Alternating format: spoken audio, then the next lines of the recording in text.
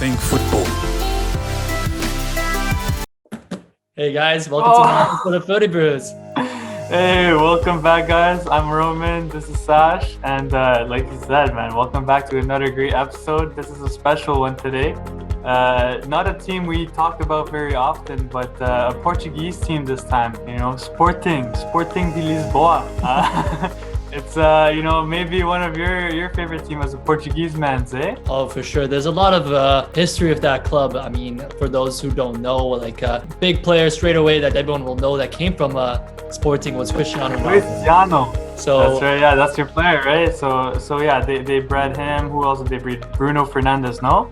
So Bruno Fernandes actually didn't come from, they came from an Italian kind of side of Sampdoria, but he went and joined them. Oh. Yeah, but a big one is Nani that everybody really knows currently. That's right. So those are really some big names. Figo in the past. So they've developed like some world-class players, and it's just been one of has the best sporting academy. It's been one of the best academies in the world. So why are we talking about Sporting today, Sash? Oh, because they won a big championship. So for those who don't know, Sporting hasn't won a domestic cup into almost 20 years. So they finally broke that deadlock, and after 19 years, they got their first cup win, which has been the most unexpected team to win, because going into this season, not many people thought Sporting were going to do anything. They didn't invest any money into the club, where Porto and Benfica we put so much money in investing within their club, spending over 100 million, almost both of them. So this was kind of a team that no one really saw. Wow, and yeah, they killed it. And not only did they kill it, they've gone undefeated, right? The only team that's undefeated as of yet. And they won the league with, 2 games in hand? Yeah, so 2 games in hand, and guess what? If they win these next 2 games, they'll be an invincible season, right? So that's only a thing that only a few clubs ever managed. Arsenal, famously known for the Invincibles. And you know, Sporting might join them if they win these next 2 games. So that's super exciting for them. One bit of news that I heard that might interest you is Ronaldo. Ronaldo might be going to Sporting because, you know, Sporting is going to be in the Champions League. Juventus is not. You know, it might be an option. What do you think? So I think it's I think you take it for a grain of salt for that case. I do know the speculations you're talking about. A lot of people are saying because Dolores, the mom of Ronaldo, said that she would love him to go back. But I just saw a news article, George Mendes stating that he will not be leaving. So who knows? You know, it's an up in the air. But no takeaway from what the Sporting club it will be attracting because of what they are doing. So definitely, if I was Ronaldo, Sporting is a club that is actually going to the Champions League, like you said, and very promising team that could actually do really well. Yeah, Sporting did really well this season, as you mentioned. Are there any key players that made a big difference this season? How come they did so well? So what was the most, I guess, specifics that made this team click was the coach. Ruben Amorim. Tell us, Sash. Oh, Coach Sash, I'm gonna tell you. Bringing us the latest.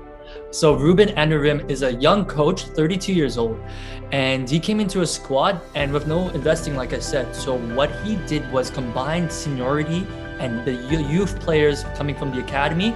You kind of have that mix of experience and new blood into the team. So like you said, there's a lot of fundamental players, and the 2 most, I guess, people will know that is now going to be breaking into the world transfer market is Nuno Mendes, who has been unbelievable as a left back. And for those who don't know him, a key moment already that's happened, he's assisted that goal that Ronaldo got disallowed for Serbia. He was the one that crossed it in. So no, that's one of the key players, and there's tons. I can go ahead and mention a couple that for you that don't know. So there's Nuno Mendes, Gonçalo Inácio, Daniel Bragança, Giovanna Cabral, Thiago Thomas. In addition, Pedro Gonçalves, which has been the top scorer of the Portuguese league. He's 22 years old. And the biggest ones that have been very young or like 18 years old is Pute and Nuno Mendes. So these are a couple of players that were broke into the team and have really cemented their role and now are champions. So what makes Nuno Mendes so good as a left back? What does he bring? Anything special? How does he compare to João Cancelo, per chance? Oh, it's just the pace he has. He is pacey. is, he knows how to take on players down that wing, and he's defensive on the phase is also really, really good. He reminds me of Portuguese Alphonso Davies in some cases. He's very crazy, and yeah, he really cuts those passing lanes down. He knows how to track back, and he knows how to attack. So as a young left back of 18 years old doing these things, he actually stated when they won the championship that he actually wasn't even born when Portugal last won the championship. So it's pretty funny. That's crazy.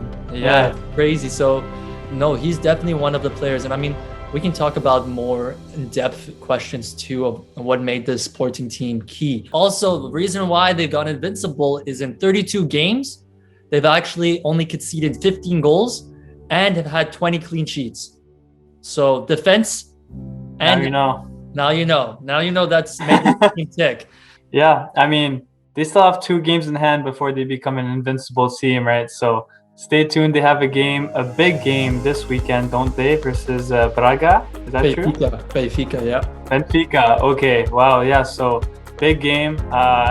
This one they could easily lose, right? So they need a big win to stay invincible here, and then another big win after that. And who knows, man? They'll be in the Hall of Fame. So that'll be exciting. All right, guys. Well, thank you again for watching another episode of the Footy Brews. And you know what? If you like this episode, it's a bit different team. We don't talk about these types of teams too much. If there's a team you want us to talk about, let us know in the comments down below.